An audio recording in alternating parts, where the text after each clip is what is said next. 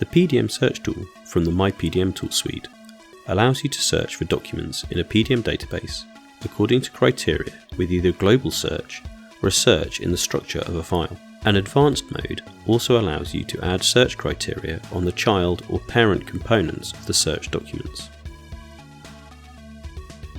To set up PDM search, simply open myPDMtools and select the PDM search section. The PDM search tool must be activated in the context menu. An option allows us to be case sensitive for text values of variables. Another section also allows you to manage the columns that will be displayed in the search result. We will add a description column. Finally, it is possible to delete favourites created by other users.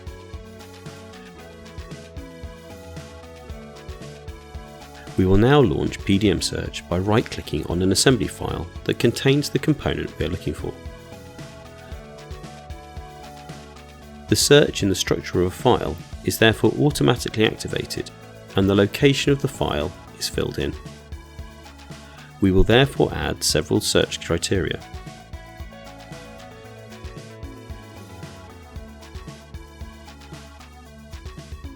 The drop-down menus automatically filter the available variable values in the order that the criteria are added. To get the result, just start the search.